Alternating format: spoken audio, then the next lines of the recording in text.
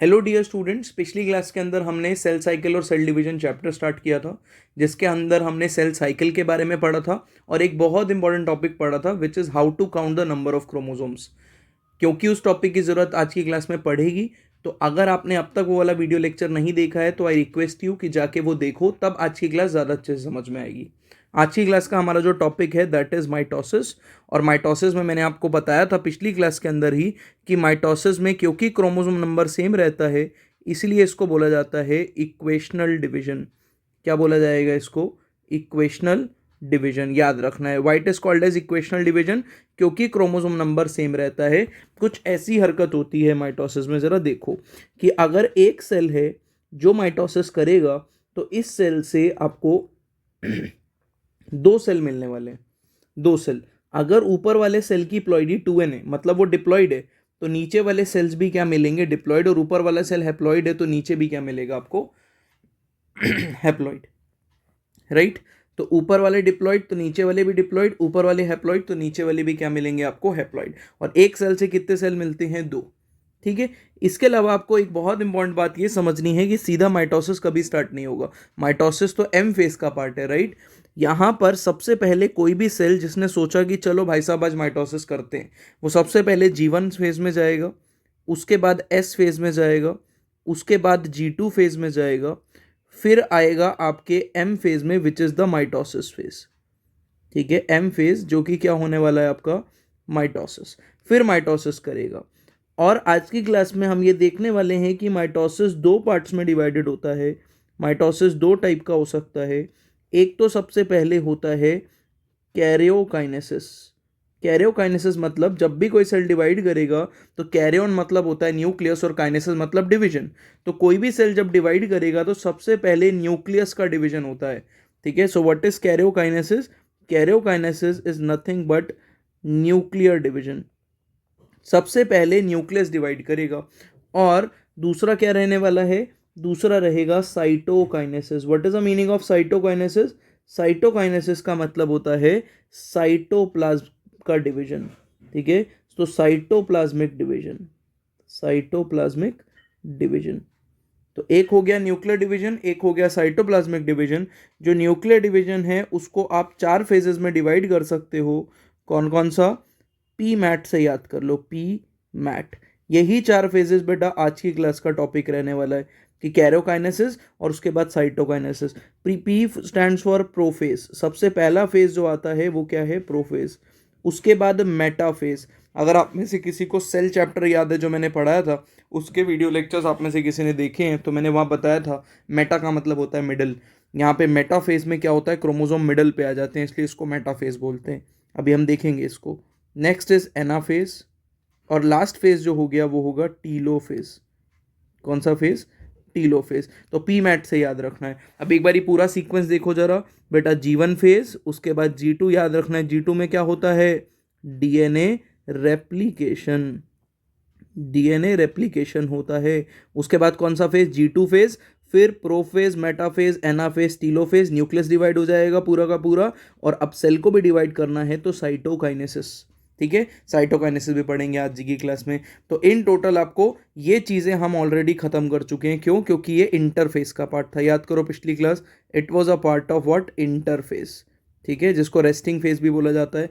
आज की क्लास में हमारा टॉपिक रहेगा कैरियोकाइनेसिस और साइटोकाइनेसिस को अच्छे से समझना। ठीक है, कि कैरियोकाइनेसिस में क्या हो रहा है और साइटोकाइनेसिस में क्या हो रहा है। दूसरी बात मैं आपसे ये पूछना चाहूँगा कि क्या आपको ये बात याद है कि नहीं याद कि कोई भी सेल, ठीक है, जो एस फेज में अभी नहीं गया है, उसमें अगर क्रोमोसोम पेयर हैं तो उसके अंदर हर एक क्रोमोसोम के पास एक एक क्रोमैटिड होता है।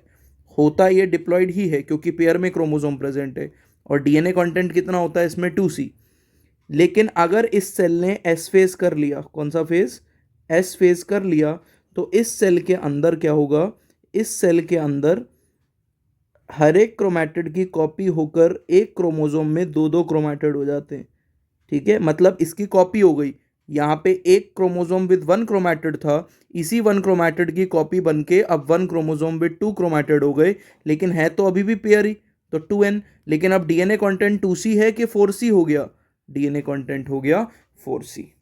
Point to be noted. तो डीएनए कंटेंट 4C हो गया। और जब आप माइटोसिस कराओगे तो माइटोसिस कराते हुए क्या होगा, जो 2 सेल बनेंगे यहाँ पे बेटा, वो 2 सेल के अंदर ऐसा कुछ होगा कि ये वाले क्रोमोसोम का एक क्रोमैटिड एक में चला गया, दूसरा एक में चला गया, इस वाले का एक एक में चला गया, दूसरा एक में चला गया। इसी चीज़ को हम अब आगे देखते हैं दोबारा से थोड़ा डिटेल में, ठीक है। क्यों? क्योंकि आपने ये वाला चार्ट समझ लिया ना, ये वाली स्लाइड पे मैं जो भी ड्रॉ करने वाला हूँ उसको एकदम ढंग से फॉलो करना, ठीक है। क्योंकि आपने ये समझ लिया तो उसके बाद माइटोसिस तो आप उड़ा ही दोगे, फिर माइटोसिस में सिर्फ हमारा रीड करना बचेगा, कौन से फेज में क्या है वो पढ़ना बचेगा बस, बाकी तो हम उड़ा ही देंगे, ठीक है। इसके अंदर क्या है, इसके अंदर मैं एक सेल लेता हूँ बेटा, ये मैंने एक सेल लिया, क्या किया मैंने इस सेल के अंदर, इस सेल के अंदर मैंने पेयर में क्रोमोसोम ले लिए। पेयर, मैं 2 पेयर भी बना सकता था, 3 पेयर भी बना सकता था, 4 पेयर भी बना सकता था। क्यों? क्योंकि आपको पेयर्ड टू डिप्लॉयड सेल दिखाना है। यही ह्यूमन सेल होगा तो 23 पेयर होंगे उसके अंदर, मैं पेयर्ड सेल दिखा रहा हूँ, मतलब इसमें अब तक एस फेज नहीं आया। सर आपको कैसे पता चला एस फेज नहीं आया? क्योंकि आप खुद देख लो ना, यहाँ पे मैंने क्या किया है, जो क्रोमोसोम बनाए हैं उसमें एक क्रोमैटिड है कि 2, तो सिंगल क्रोमैटिड है, इसका मतलब एस फेज अब तक नहीं आया है इसके अंदर, ठीक है। और अब इस फेज पे मैं कुछ क्वेश्चंस पूछने जा रहा हूँ आपसे। पहली बात तो आपको ये बताना है कि इस सेल के अंदर डीएनए का कंटेंट कितना है, तो आप बोलोगे सर डीएनए का कंटेंट 2C है, ठीक है। अगर मैं पूछूंगा, अगर आपको ये नहीं समझ में आ रहा है कि मैंने डीएनए का कंटेंट 2C क्यों लिया है, तो पिछली क्लासेस का मतलब आपने नहीं देखी है, जाके देखो। डीएनए के बाद बेटा आपका क्या है, क्रोमोसोम नंबर, ठीक है, क्रोमोसोम नंबर। तो क्रोमोसोम नंबर आपके पास यहाँ पे कितने रहते हैं, 2n डिप्लॉयड क्रोमोसोम है, विच इज 2 क्रोमोसोम, तो chromosome 2n, DNA content 2C, ठीक है। इसके बाद क्या होगा बेटा, इसके बाद ये सेल में डीएनए रेप्लिकेशन हो जाएगी, ठीक है। मतलब ये सेल एस फेज के बाद का अब सेल दिखा रहा हूं मैं आपको, एस फेज हो चुका है, आफ्टर एस फेज जो आपको सेल दिखेगा उसके अंदर क्या जादू दिखने वाला है, उसके अंदर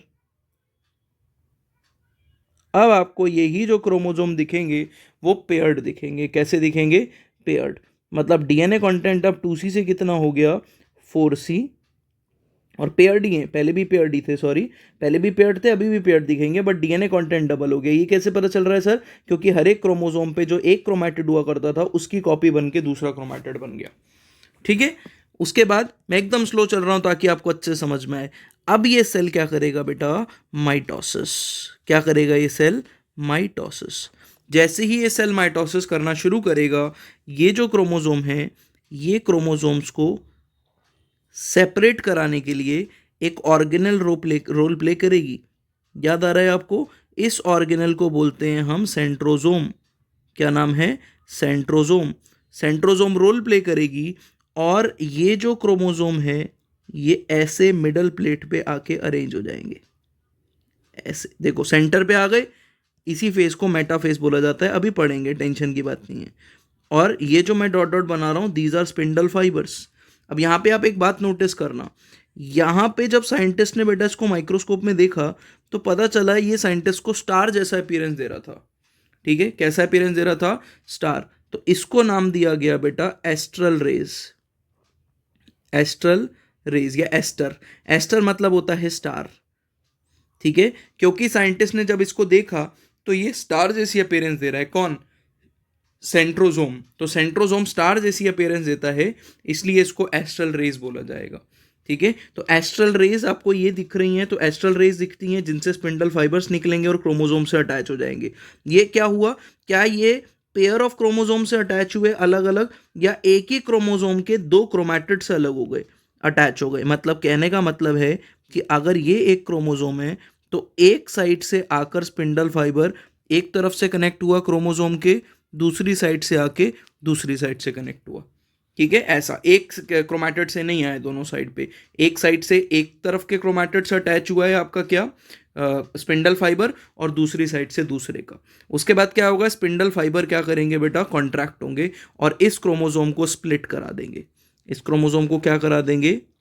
स्प्लिट। तो स्प्लिटिंग भी देख लो। इस क्रोमोसोम को जानबूझ के बड़ा दिखाया है ताकि अंदर की चीज़ें और अच्छे से दिखें आपको, और कोई रीज़न नहीं है इसको बड़ा दिखाने का मेरे को, ठीक है। यहाँ पे मैंने फिर से क्या बनाया? एस्ट्रल रेज बना दी, ठीक है। और ये जो स्पिंडल फाइबर्स हैं, इन्होंने क्या किया? इन्होंने क्रोमोसोम को तोड़ दिया, स्प्लिटिंग ऑफ क्रोमोसोम करवा दी और ये क्रोमोसोम्स को खींचने लगे ऑपोजिट पोल पे। अब क्या होगा, अब ये जो क्रोमोसोम है ये ऊपर चले जाएंगे और ये वाले कहाँ जाएंगे, नीचे, ऐसा कुछ। ठीक है, ऐसा कुछ दिखेगा अब आपको। ये सेल हो गया, इसी सेल के अंदर ये जो दो क्रोमैटिड हैं, अब क्योंकि क्रोमोसोम स्प्लिट हो गया तो इनको क्रोमैटिड्स को अब क्रोमोसोम बोलना पड़ेगा क्योंकि इनके पास अपनी अपनी कमर है।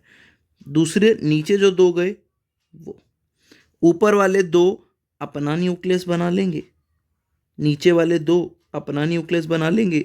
फिर इनका जब साइटोकाइनेसिस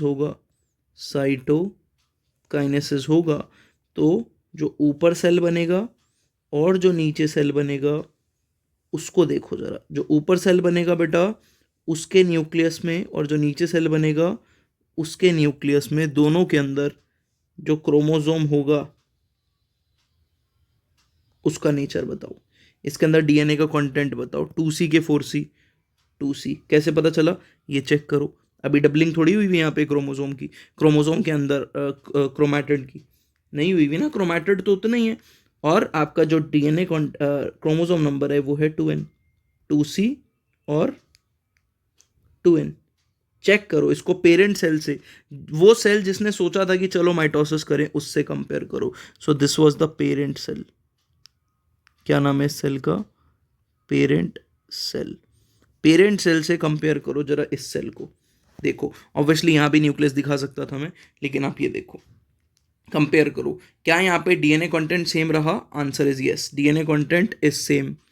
क्या यहाँ पे क्रोमोसोम नंबर सेम रहा, बिल्कुल सेम रहा।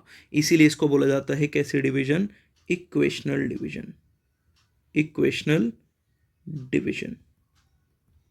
ठीक है, अभी मैंने पढ़ाया नहीं है माइटोसिस, चिंता मत करो, अभी मैं सिर्फ आपको क्रोमोसोम दिखा रहा हूँ कि कैसे सेपरेट हो रहे हैं।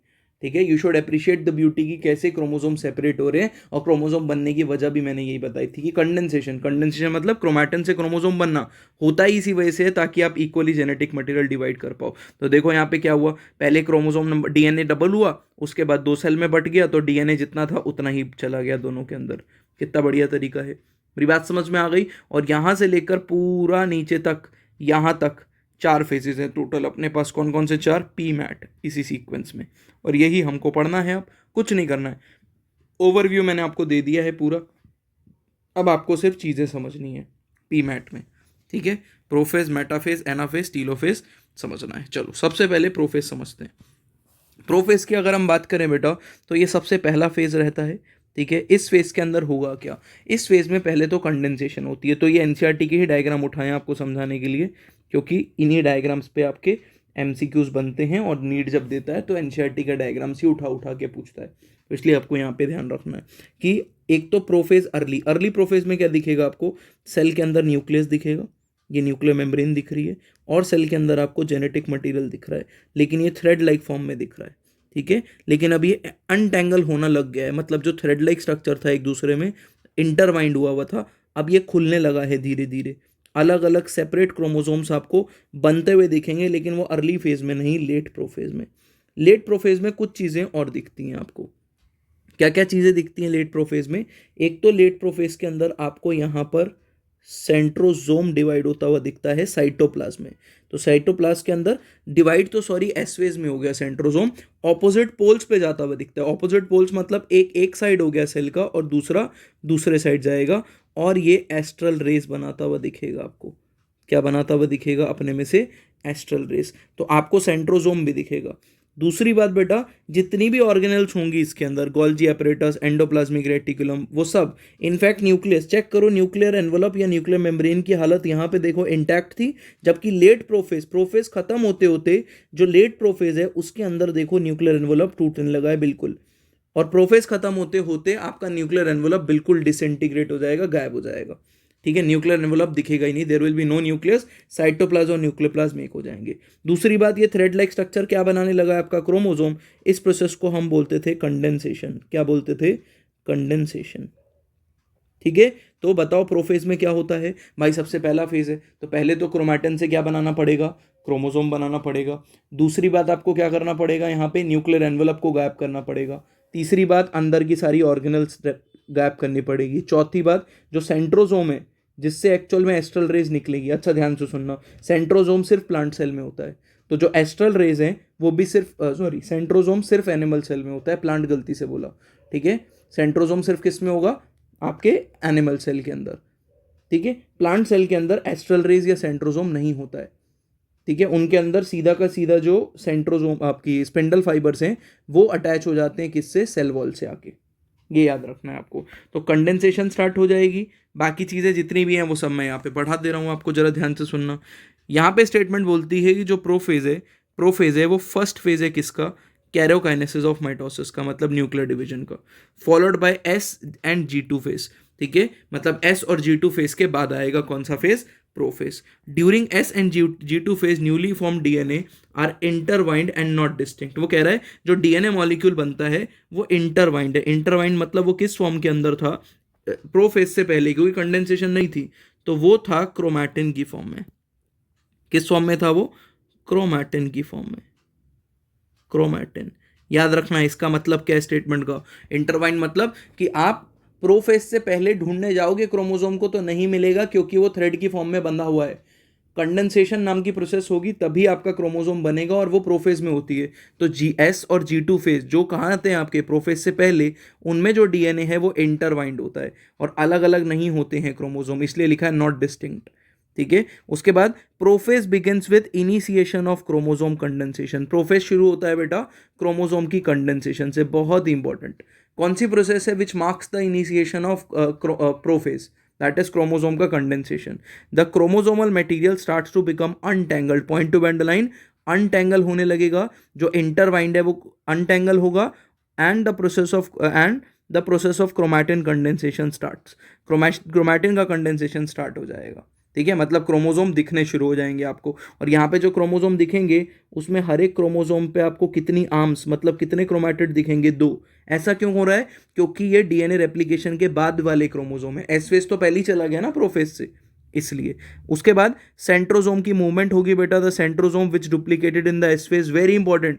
अब यहाँ पे सेंट्रोसोम पढ़ा दे रहा हूँ तो गलती से भी मत सोचना कि सेंट्रोसोम डिवाइड भी इसी फेज में होता है। एनसीईआरटी ने क्लियरली मेंशन किया हुआ है कि सेंट्रोसोम आपका कहाँ पे होता है, एस फेज में डिवाइड। तो यहां पे क्या हो रहा है, यहां पे सेंट्रोसोम ऑपोजिट पोल्स पे जाना शुरू हो जाएगा, ठीक है। तो सेंट्रोसोम वो जो एस फेज में क्या हुआ, डुप्लीकेट हुआ, वो ऑपोजिट पोल पे जाना स्टार्ट हो जाएगा, ठीक है। The prophase is marked by the following events. Prophase में ये सारे इवेंट्स होते हैं, कौन कौन से इवेंट्स, पहला क्रोमोसोम का कंडेंसेशन, पढ़ चुके हैं, chromosome condense to form compact mitotic chromosomes, ठीक है। तो क्रोमोसोम का कंडेंसेशन होता है, और माइटोटिक क्रोमोसोम मतलब माइटोसिस के दौरान जो क्रोमोसोम दिखते हैं वो बनते हैं। Chromosomes are composed of 2 chromatids. हर एक क्रोमोसोम के पास कितने क्रोमैटिड्स होंगे, very important, attach to a centromere, ठीक है। एक ही कॉमन सेंट्रोमियर होगा, तभी तो एक क्रोमोसोम काउंट कर रहे हैं उसको। नेक्स्ट कह रहा है सेंट्रोसोम माइग्रेशन। सेंट्रोसोम माइग्रेट होगा ऑपोजिट पोल की तरफ। Each centrosome radiate microtubules as aster. तो इनमें से माइक्रोट्यूब्यूल्स निकलेंगे जिसको हम स्पिंडल फाइबर बोलते हैं बेटा। स्पिंडल फाइबर माइक्रोट्यूब्यूल्स के बने होते हैं, स्पिंडल फाइबर्स, ठीक है। अगर आपको नहीं पता है माइक्रोट्यूब्यूल्स क्या होता है तो सेल चैप्टर में साइटोस्केलेटन टॉपिक मैंने पढ़ाया हुआ है, आपको वाली वीडियो मिल जाएगी, उसका मेंशन है टाइटल, तो आप माइक्रोट्यूब्यूल वाला टॉपिक देखोगे, आपको क्लियर हो जाएगा व्हाट आर माइक्रोट्यूब्यूल्स और स्पिंडल फाइबर कैसे बनते हैं वो सब। उसके बाद क्या बोल रहा है, एस्टर रेस, ठीक है। एस्टर मतलब स्टार लाइक अपीयरेंस देगा ओनली इन एनिमल सेल, याद रखना ये कैरेक्टरिस्टिक फीचर है सिर्फ एनिमल सेल का। Aster rays is a characteristic feature of animal cell. Plant cell anastral division करते हैं, एनेस्ट्रल मतलब astral rays will be absent. उसके बाद क्या बोल रहा है, the mitotic apparatus is formed by aster and spindle fibre. Mitotic apparatus में आपको एक तो एस्टर दिखेगा स्टार लाइक, और स्पिंडल फाइबर दिखेंगे, ठीक है। उसके बाद डिसअपियरेंस ऑफ ऑर्गेनल भी होती है, प्रोफेज में बता चुका हूं। By the end of prophase, very important, prophase खत्म होते होते मतलब लेट प्रोफेज की बात कर रहा है, लेट प्रोफेज में ही Golgi complex, endoplasmic reticulum, nucleolus, nuclear envelope, अब ये विजिबल नहीं होंगे माइक्रोस्कोप में देखने पे। अब आप इनको माइक्रोस्कोप के अंदर देखोगे तो आपको नहीं दिखेंगे स्ट्रक्चर्स, मतलब गायब हो चुके हैं। दिस वाज प्रोफेज, याद रखना है। Next is metaphase. अब क्या होगा बेटा, मेटाफेज आते आते जो आपके क्रोमोसोम है उनसे ये हो गया एस्टर, चेक करो, और एस्टर से निकलने वाले क्या, स्पिंडल फाइबर्स। क्या स्पिंडल फाइबर एक क्रोमोसोम के एक ही क्रोमैटिड से अटैच हैं, या फिर एक साइड से अटैच है और दूसरा दूसरे साइड से। और एक और बात जूम करके अगर आप देखोगे तो यहाँ पे बटन जैसा एक स्ट्रक्चर प्रेजेंट है जिससे आके स्पिंडल फाइबर अटैच हो रहे हैं। नोटिस करो, ये जो बटन जैसा स्ट्रक्चर है इसको बोला जाता है, वैसे सेल चैप्टर आपने पढ़ा हुआ है तो आपको पता होगा, इसको बोला जाता है काइनेटोकोर। क्या बोलते हैं इसको हम? काइनेटोकोर। तो काइनेटोकोर जो प्रोटीन रहेगा आपका, वो काइनेटोकोर जो है वो अटैच करवाता है किसको? स्पिंडल फाइबर को। किससे? ठीक है। अब क्या होगा बेटा, ये स्पिंडल फाइबर कॉन्ट्रैक्ट करेंगे और इन सभी क्रोमोसोम को एक सेंटर प्लेट पे ले आएंगे, सेंटर प्लेट पे। This centre plate is called as metaphasic plate या मिडल प्लेट। मेटाफेजिक प्लेट क्योंकि मेटाफेज मतलब मिडल वाला, ठीक है, तो मेटा का मतलब ही मिडल होता है, ये बात याद रख लो। तो सारे क्रोमोसोम सेंटर पे आ गए और ये करेक्टरिस्टिक फीचर है किसका? मेटाफेज का। और ट्रांजिशन टू मेटाफेज क्यों दिखाया हुआ है? क्योंकि यहां पर एस्टर बनने शुरू हो जाते हैं प्रोफेज में, स्पिंडल एपरेटस बनता है आपका प्रोफेज में, और उसके बाद मेटाफेज तुरंत आ जाता है। ठीक है, इसलिए यहाँ पे लिखा है ट्रांजिशन टू मेटाफेज, की प्रोफेज से मेटाफेज जाते हुए सेल की जो हालत दिखेगी वो ये दिखेगी। और मेटाफेज तक का तो कैरेक्टरिस्टिक फीचर है कि जितने क्रोमोसोम होंगे वो मिडिल प्लेट पे आ चुके होंगे, जिसको बोलते हैं मेटाफेजिक प्लेट। अब देखो कैरेक्टरिस्टिक फीचर, यहाँ पे कह रहा है complete disintegration of nuclear envelope. Nuclear envelope बिल्कुल गायब हो जाएगा, तब जाके आप बोलोगे कि मेटाफेज स्टार्ट हुआ। तो न्यूक्लियर एनवेलप गायब होना मेटाफेज का शुरू होना है, ये बात है। और बहुत इंपॉर्टेंट स्टेटमेंट है, आपकी एनसीईआरटी लिखती है ये कि disintegration of nuclear envelope marks the beginning of metaphase. उसके बाद chromosome spread through the cytoplasm, chromosome जो है वो साइटोप्लाज्म में फैल जाएंगे, and the of the cell and nuclear envelope disintegrate, वही डिसइंटीग्रेट हो जाएगा।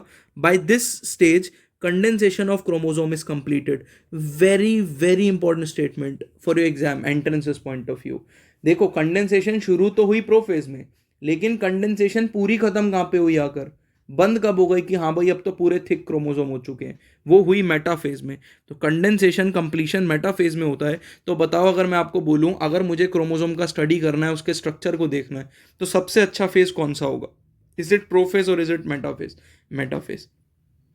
तो metaphase is the best stage या phase to study the structure of chromosome. वो यहां पे लिखा है, making the chromosome clearly visible under microscope. Very important statement. उसके बाद this is the stage at which morphology of chromosome is most easily studied. लिख भी दिया, मॉर्फोलॉजी मतलब एक्सटर्नल स्ट्रक्चर। तो अगर आपको क्रोमोसोम की मॉर्फोलॉजी स्टडी करनी है तो सबसे बढ़िया मेटाफेज माना जाता है, तो metaphasic chromosome. The metaphase chromosome consist of 2 sister chromatids. Sister chromatids नहीं पता तो पिछली क्लास में समझाया था, ठीक है, अपने नोट्स पलटो आपको मिलेंगे। सिस्टर क्रोमैटिड्स मतलब एक कमर से चिपके हुए, एक सेंट्रोमियर से चिपके हुए 2 क्रोमैटिड को सिस्टर बोलते हैं, दोनों सिस्टर हो गए। 2 sister chromatid held together by same centromere. उसके बाद kinetochore, a disc shape, small disc shape structure located on the surface of the centromere. Kinetochore disc shape structure है जो सेंट्रोमियर पे प्रेजेंट होता है। काइनेटोकोर क्या काम करता है? Serves as the attachment site for spindle fibre. Spindle fibre को अटैच करने में हेल्प करेगा, allowing the chromosome to attach to the spindle apparatus. वही क्रोमोसोम को स्पिंडल एपरेटस से अटैच करेगा।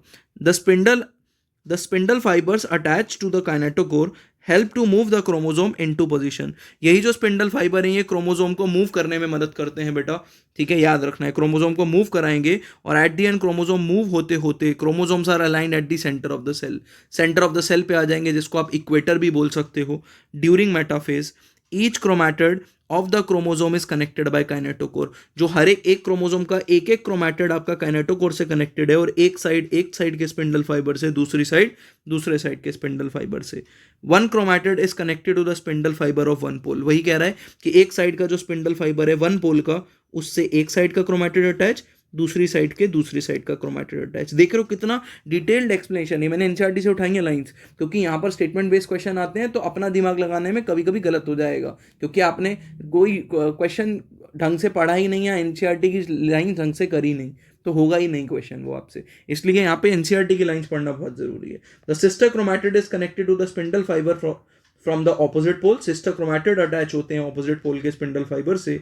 The alignment of chromosome at the equator forms the metaphase plate. ये जो अलाइनमेंट आपको दिख रही है ये मेटाफेज प्लेट है, ठीक है, ये जो लाइन है बेटा, दिस इज मेटाफेज प्लेट। समझ में आ गई बात? This was metaphase, as simple as that. Metaphase का कैरेक्टरिस्टिक फीचर क्या था कि जो क्रोमोसोम है उसमें एक एक काइनेटोकोर से एक एक साइड का स्पिंडल फाइबर अटैच होगा, मूव करना शुरू करेंगे, क्रोमोसोम सेंटर पे आ जाएंगे, और जैसे ही सेंटर पे आ गए this is metaphase. Simple as that. Next phase is what? Next phase is anaphase. अगला फेज है बेटा एनाफेज। तो ऑनसेट ऑफ एनाफेज कैसे पता चलेगा? Onset of anaphase that each chromosome that was arrange at the metaphase plate split simultaneously. तो जैसे ही बेटा जो क्रोमोसोम होंगे जो कि एक एक साइड से अटैच थे, एक इस साइड से अटैच था स्पिंडल फाइबर से, एक इस साइड से अटैच था, जैसे ही ये स्प्लिट होंगे, ठीक है, द मोमेंट दे स्प्लिट, टूट गए दो हिस्सों में, ये बिगनिंग हो गई किसकी? एनाफेज की। और एनाफेज बहुत ही छोटा फेज है, ठीक है, बहुत ही छोटा, शॉर्टेस्ट फेज है यहाँ का, ठीक है। जैसे ही सेंट्रोमियर स्प्लिट हुए और क्रोमैटिड सेपरेट हुए, ठीक है, एनाफेज क्या हो गया? स्टार्ट हो गया। उसके बाद क्या होगा? जो दो डॉटर क्रोमैटिड्स थे, मतलब ये जो क्रोमैटिड हैं जो एक क्रोमोसोम से निकले, अब इनको क्रोमोसोम बोलना पड़ेगा क्योंकि इनके पास अपनी अपनी कमर है, मतलब अपना अपना सेंट्रोमियर आ गया, ठीक है, are now refer to as daughter chromosome. जो डॉटर क्रोमैटिड्स थे अब उनको डॉटर क्रोमोसोम बोलेंगे, and of the future nuclear, जो आगे जाके न्यूक्लियस बनाएंगे। The daughter chromosome begins to migrate towards the opposite pole. ये ऑपोजिट पोल पे जाना शुरू कर देंगे। ऊपर वाला क्रोमोसोम ऊपर वाले पोल की तरफ भागेगा, नीचे वाला क्रोमोसोम नीचे वाले पोल की तरफ भागेगा, और दोनों सेपरेट हो जाएंगे, ठीक है, दोनों सेपरेट हो जाएंगे, जैसा यहाँ पे शो भी किया हुआ है। चेक करो, ऊपर वाले क्रोमोसोम ऊपर जा रहे हैं, नीचे वाले क्रोमोसोम नीचे जा रहे हैं, राइट। उसके बाद as each chromosome move away away from the equatorial plate, equator से दूर जाना शुरू करेंगे, ठीक है। The centromere remains directed towards the pole leading the movement. तो याद रखना, इस पे क्वेश्चन आया हुआ है एक बारी कि एक्चुअल में जब एनाफेज चल रहा है तो सेंट्रोमियर पोल की तरफ है, या ये जो क्रोमैटिड की आर्म है ये है पोल की तरफ। तो क्रोमोसोम की जो पोल पोल ये रहेगा ना सेंट्रोमियर, वो पोल की तरफ रहेगा। एनसीईआरटी ने मेंशन कर दिया इसको, और दिख भी रहा है, वैसे डायग्राम भी याद रहेगा तो रटने की जरूरत नहीं है इसको। The arm of the centromere trails behind. जो आर्म है सेंट्रोमियर अब की किसकी? क्रोमोसोम की। The arm of the chromosome, sorry, tails behind. Chromosome की जो आर्म्स है वो पीछे रहेगी, जबकि आगे की तरफ पोल की तरफ कौन रहेगा आपका? पोल की तरफ रहेगा आपका सेंट्रोमियर, ठीक है, एंड मूव टुवर्ड द पोल, ठीक है, पोल की तरफ मूव कर जाएंगे। This was anaphase. अब एनाफेज के बाद अगला फेज आपने गेस कर लिया होगा, टीलोफेज। टीलोफेज का कैरेक्टरिस्टिक फीचर ये है कि जो दो दो क्रोमोसोम सेपरेट हुए, जो क्रोमोसोम सेपरेट हुए जितने भी हुए, वो ऑपोजिट पोल पे जाएंगे, न्यूक्लियर एनवलप वापस आ जाएगा, जो ऑर्गेनल्स गायब हुई थी वो वापस आ जाएंगी, ठीक है, और यहाँ पर बेटा आपको दो न्यूक्लियस दिखने लगेंगे। और इसीलिए टीलोफेज को ऑपोजिट प्रोफेज भी कहते हैं, क्योंकि जो जो वहाँ पे हुआ था यहाँ पे ऑपोजिट होता है। वहाँ पे कंडेंसेशन हुआ था, यहाँ पे डीकंडेंसेशन, मतलब ये क्रोमोसोम अपनी आइडेंटिटी खो देंगे और ये बन जाएंगे क्या? फिर से, ठीक है, टैंगल होके क्या बन जाएंगे? आपका विच इज क्रोमैटिड, क्रोमैटिन। तो एक क्रोमैटिन जेनेटिक मटेरियल बन जाएगा, और अब ये फिर से थ्रेड लाइक फॉर्म में आ गए। वही यहाँ पे दिखाया हुआ है कि अब आप नहीं पहचान पा रहे हो कि ब्लू वाला और रेड वाला क्रोमोसोम कौन सा है। क्रोमोसोम्स ने अपनी आइडेंटिटी लॉस कर दी। आपको यहाँ पे क्या दिख रहा है? आपको यहाँ पे न्यूक्लियर एनवलप दिख रहा है, बाकी ऑर्गेनल शो नहीं करी हुए, लेकिन वो भी वापस आ जाती है। तो कुछ नहीं करना है, टीलोफेज याद करना है तो इतना याद रखो कि एक सेल में दो न्यूक्लियस दिखेंगे, और this is the opposite of prophase. तो चेक करो क्या लिख रहा है। लिख रहा है chromosome reaches the opposite pole, ठीक है, क्रोमोसोम ऑपोजिट पोल पे जाएंगे, डीकंडेंसेशन हो जाएगी, losing their distinct individual structure, मतलब क्रोमोसोम अपनी अलग अलग स्ट्रक्चर को खो देंगे, अब फिर से थ्रेड लाइक बन चुके हैं वो, ठीक है। Chromosome loses their identity, chromosome की खुद की आइडेंटिटी अब खत्म हो जाएगी। क्यों? क्योंकि फिर से क्रोमैटिन बन चुका है वो, as discrete element forms the chromatin material, chromatin बन चुका है, which collected at two poles, जो कि ऑपोजिट पोल पे कलेक्ट हो गए। द न्यूक्लियर एनवलप फॉर्म्स, फिर से आ जाएगा nuclear envelope, each set of chromosome cluster at the pole leading to the formation of two daughter nuclei. वही क्रोमैटिन बन चुका है, न्यूक्लियर एनवलप आ चुका है, तो दो डॉटर न्यूक्लियाई बन गए एक ही सेल के अंदर। Nucleolus, Golgi complex, endoplasmic reticulum, reforms वापस आ जाएंगी जो गायब हुई थी प्रोफेज में। तो प्रोफेज के जस्ट ऑपोजिट काम हो रहे हैं भाई यहाँ पे, ठीक है। वहाँ पे स्पिंडल फाइबर बना था, यहाँ पे स्पिंडल फाइबर्स टूट जाएंगे, पूरा का पूरा स्पिंडल एपरेटस गायब हो जाएगा। यहाँ पे क्या था?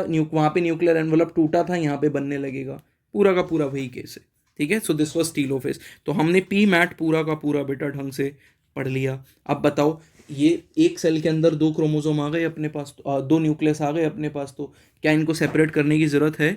Answer is yes. कौन है जो कि सेपरेट करेगा? साइटोकाइनेसिस, ठीक है। अब ये साइटोकाइनेसिस प्लांट और एनिमल में दोनों में अलग तरीके से होती है। साइटोकाइनेसिस की डेफिनेशन क्या है वो पढ़ लो पहले। Cytokinesis refers to the division of cytoplasm, वही फॉलोड बाय, ठीक है, दैट फॉलोज कैरियोकाइनेसिस, जो कि कैरियोकाइनेसिस को फॉलो करता है, segregation of duplicated chromosome into daughter nuclei. ठीक है, वही कैरियोकाइनेसिस की डेफिनेशन लिखी है कि डॉटर क्रोमोसोम्स का सेग्रीगेशन होना, न्यूक्लियस का सेपरेशन होना इस कैरियोकाइनेसिस। तो कैरियोकाइनेसिस के बाद ही होता है cytokinesis, resulting in 2 daughter sales. और अब अगर साइटोकाइनेसिस हो गया तो 2 डॉटर सेल बन जाएंगे।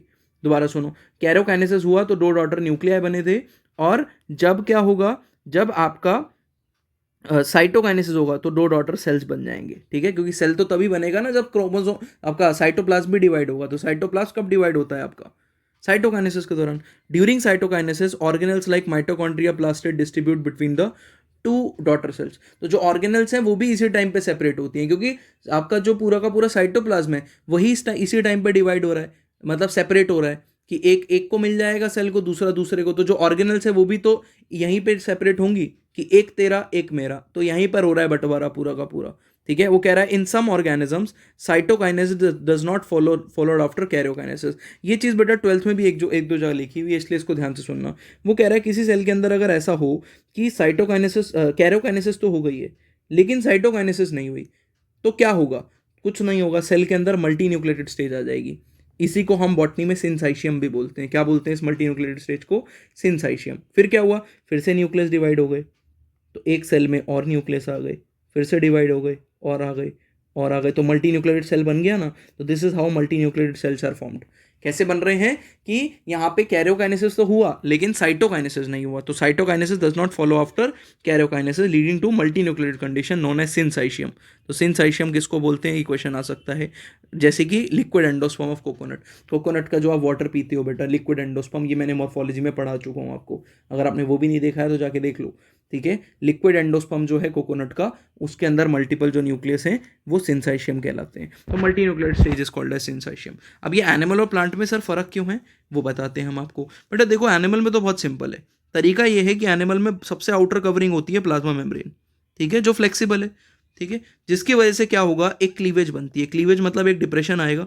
ये डिप्रेशन सेंटर की तरफ, सेंट्रीपिटली मतलब सेंटर की तरफ ग्रो करेगा, ग्रो करता जाएगा और एट दी एंड ये डिप्रेशन बढ़ के एक सेल को 2 पार्ट्स में डिवाइड कर देगा। ठीक है, तो एक रिंग लाइक स्ट्रक्चर बनेगा, कॉन्ट्रैक्टाइल रिंग, जैसे इसका कोई गला घोट रहा हो, बिल्कुल ये सेंटर की तरफ ग्लो करेगा। तो क्लीवेज फरो बनती है एनिमल सेल में। प्लांट में ऐसी हरकत नहीं हो सकती है, क्यों? क्योंकि प्लांट के ऊपर सेल वॉल प्रेजेंट है भाई। और ये जो सेल वॉल है ना, ये क्या है? ये सेल वॉल आपका वो स्ट्रक्चर है जो कि क्या करेगा, आपके प्लांट सेल को दबने नहीं देगा, फरो नहीं बनने दे सकता है, क्योंकि रिजिड है। तो यहाँ पे क्या होता है बेटा, यहाँ पे सेंटर की तरफ एक छोटा सा फ्रेगमेंट आता है। ठीक है, फ्रेगमेंट आएगा, सेल प्लेट बोलते हैं इसको। ठीक है, जो कि गोल्जी कॉम्प्लेक्स बनाने में हेल्प करता है, इसलिए गोल्जी वेसिकल बोला गया इसको। गोल्जी वेसिकल्स हेल्प कर रहे हैं इसको बनाने में। ये एनसीईआरटी में मेंशन नहीं है, बस आप ये समझो जो बता रहा हूँ कि सेल प्लेट सेंटर पे आएगा, फ्रेगमोप्लास्ट भी बोलते हैं इसको, और ये सेल प्लेट ऐसे अंदर से बाहर की तरफ ग्रो करेगा, करता जाएगा और करता जाएगा और करता जाएगा। एट दी एंड जब ये पूरी वॉल बन जाएगी तो इसने प्लांट सेल को कितने हिस्सों में डिवाइड कर दिया? 2 हिस्सों में, एक ऊपर वाला और एक नीचे वाला।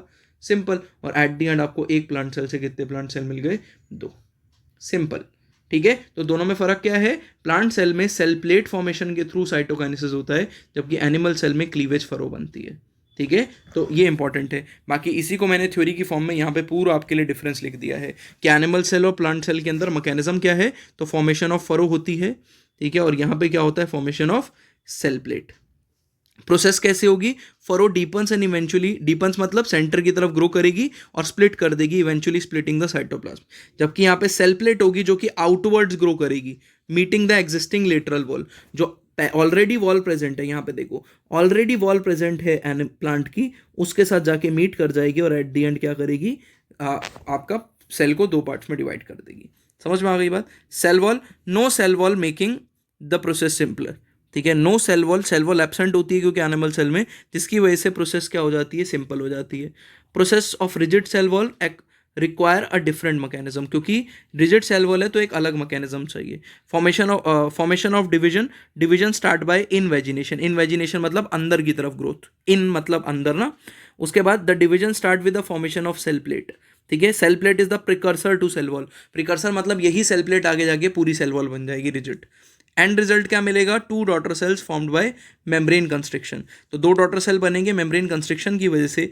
यहाँ पे 2 membrane formed by growth of new cell. New cell wall. तो यहाँ पे जो सेल वॉल जो दो सेल बनते हैं वो सेल वॉल की ग्रोथ की वजह से बनेंगे, ठीक है। Organelle distribution, organelle like mitochondria and other distributed, organelle like mitochondria plastids are distributed. तो वो दोनों में कॉमन ही है, ये एनिमल सेल में दिखेगा, ये प्लांट सेल में दिखेगा। बाकी ये कैरेक्टरिस्टिक डिफरेंस मैंने आपको लिखवा दिया कि एक भी पॉइंट छूटे ना, एनसीईआरटी पूरा कवर कर दिया इन डिफरेंसेस में, टेंशन की आपको बिल्कुल भी जरूरत नहीं है। एक बारी पेंसिल लेके रीड करके देख लेना, आपको फील आ जाएगी मैं क्या बात बोल रहा हूँ। Then the last topic of today is significance of mitosis, जिसके अंदर सिग्निफिकेंस पढ़ेंगे। इक्वेशनल डिवीजन है, वी ऑलरेडी नो कि ये टिपिकली डिप्लॉइड सेल के अंदर होगा, लेकिन ये हैप्लॉइड में भी हो सकता है। और इक्वेशनल इसलिए बोल रहे हैं कि डिप्लॉइड में कराओगे तो डिप्लॉइड ही रहेंगे डॉटर सेल्स, हैप्लॉइड में कराओगे तो हैप्लॉइड ही रहेंगे, that is why it is called as equational division, ठीक है। और production of identical cells, identical cells का प्रोडक्शन करेगा, मतलब कोई भी वेरिएशन नहीं आने वाली, आइडेंटिकल जेनेटिक मटेरियल है, कोई क्रॉसिंग ओवर जैसी चीज़ नहीं होती है, जो पिछली क्लास में मैंने जब मियोसिस माइटोसिस में डिफरेंस पढ़ाया था तब आपको बताया था। नेक्स्ट यहाँ पे क्या है, ग्रोथ ऑफ मल्टीसेलर ऑर्गेनिज्म, ठीक है। मल्टीसेलर जितने भी ऑर्गेनिज्म है उनमें ग्रोथ या रिपेयर का काम ये करता है। मेरे चोट लग जाए तो माइटोसिस, मैं यूनिसेलर, जब जाइगोट था तो एक सेल था, आज मेरी बॉडी में बहुत सारे सेल हैं, तो इतने सारे सेल कैसे बन गए, माइटोसिस से। उसके बाद रिस्टोरेशन ऑफ न्यूक्लियोसाइटोप्लाज्मिक रेशियो, ये भी मैंने डिस्कस किया था पिछली क्लास के अंदर कि जैसे ही सेल का साइज बड़ा होता है, क्वेश्चन ये था कि सेल डिवाइड ही क्यों कर रहा है भाई, सेल को कैसे पता चल रहा है डिवाइड करना है, तो उसमें एक बहुत इंपॉर्टेंट रोल प्ले करता है न्यूक्लियोसाइटोप्लाज्मिक रेशियो, कि सेल का न्यूक्लियस बड़ा हो जाता है और फिर इस न्यूक्लियस को स्प्लिट कराने के लिए पूरा सेल ही डिवाइड करता है। इसका मतलब जैसे ही सेल का न्यूक्लियोप्लाज्म और साइटोप्लाज्म का रेशियो बिगड़ेगा, ठीक है, तब जाके यहाँ पे सेल क्या करेगा, mitosis. As the cell grows the ratio of nucleo and cytoplasm can be become unbalanced, ठीक है। इसी वजह से इस रेशो को रिस्टोर करने के लिए सेल माइटोसिस करता है। ये बहुत इंपॉर्टेंट पॉइंट है जो एनसीईआरटी की गहराई से निकाल के लिए आपके लिए लाया हूँ, ठीक है। और ये एनसीईआरटी में वहाँ लिखा है, इसको याद रखना, न्यूक्लियोसाइटोप्लाज्मिक, इसको स्किप करते हैं। ऐसा क्वेश्चन बनेगा तो मेजॉरिटी ऑफ बच्चे गलत करके आएंगे, आप ठीक करके आओगे, ये चीज़ आपको कॉम्पिटिशन में आगे रखेगी बाकियों से, ठीक है। उसके बाद बेटा सेल रिपेयर एंड रिप्लेसमेंट, ये बता चुका हूँ कि रिपेयर के टाइम पे हेल्प करेगा। हमारे गट में जो एपिडर्मिस है वो रिपेयर करेगी बेटा, cell line of gut help करता है। ब्लड सेल्स जो है वो अपने आप को डेली रिप्लेस कर रहे हैं, आपकी बॉडी के डेली सेल्स मर रहे हैं, डेली बन रहे हैं, तो जो डेली बन रहे हैं वो कौन सी प्रोसेस से बन रहे हैं, माइटोसिस, ठीक है। Continuous growth in plant, plant के अंदर कंटिन्यूअसली ग्रोथ होती रहती है बेटा, क्योंकि प्लांट में कुछ स्पेसिफिक सेल्स हैं जो हमेशा ग्रो करते हैं, हमेशा, ठीक है। उन सेल्स को बोला जाता है क्या, मेरिस्टेमेटिक टिश्यूज या मेरिस्टेमेटिक सेल्स। दो टाइप के हो सकते हैं, एपिकल और लेटरल कैम्बियम। कैम्बियम मतलब वो जो ग्रोथ में हेल्प करे, एपिकल कैम्बियम बेटा टिप की साइड पे प्रेजेंट होगा, लेटरल कैम्बियम मोटाई बढ़ाने में प्लांट की हेल्प करता है, ठीक है। ये मैंने आपको एनाटॉमी में पढ़ाया था। उसके बाद एसेक्सुअल रिप्रोडक्शन में हेल्प कर रहा है। एसेक्सुअल रिप्रोडक्शन में जो टाइप की रिप्रोडक्शन होती है वो होती ही माइटोसिस है, ठीक है, वो होती ही माइटोसिस है, याद रखना है आपको। और आइडेंटिकल ऑफस्प्रिंग्स आएंगे इस केस के अंदर, ठीक है, गुड। अब बेटा वही अपनी प्रथा को कंटिन्यू करते हुए कुछ एमसीक्यूज करेंगे, और दो एमसीक्यू मैंने आपके लिए भी छोड़े हैं, तो देखो जरा। कह रहा है माइटोसिस के दौरान ER nucleolus begins to disappear, कब डिसअपियर होंगे, ठीक है, कब डिसअपियर होने लगेंगे, तो लेट प्रोफेज बताया हुआ है और ऊपर लिखा हुआ भी है, याद करना। At metaphase the chromosomes are attach to the spindle fibre by their kinetochore, कैसे अटैच होते हैं स्पिंडल फाइबर से, kinetochore. Mitosis is characterised by reductional division, नहीं। इक्वल डिवीजन, हाँ है, बोथ इक्वल एंड रिडक्शन नहीं, रिडक्शन तो है ही नहीं ना। पेयर ऑफ होमोलोगस क्रोमोसोम्स कोई पेयरिंग वेयरिंग नहीं होती है, equational division. Cell at the end of prophase when viewed under the microscope do not show, जब आप एंड ऑफ प्रोफेज पे देखोगे, प्रोफेज खत्म हो चुका है, तो आपको क्या नहीं दिखेगा, गोल्जी ईआर नहीं दिखता है, न्यूक्लियोलस भी नहीं दिखता है, ऑल ऑफ द अबव कुछ नहीं दिखता है इसमें से। Furrow formation does not occur in plant cell, अच्छा फरो फॉर्मेशन नहीं हो पाती है, प्लांट सेल पिचक नहीं पाते हैं, क्यों, एक्सटेंसिबिलिटी ऑफ सेल वॉल, नहीं, सेल वॉल कैसे एक्सटेंसिबल हो गई, in extensibility of cell wall, true. Plasma membrane की एक्सटेंसिबिलिटी होती है प्लाज्मा मेम्ब्रेन, लेकिन सेल वॉल है ना आउटर स्ट्रक्चर, तो ये होगा आंसर, ठीक है। And in extensibility of plasma membrane का लेना देना ही नहीं है अभी।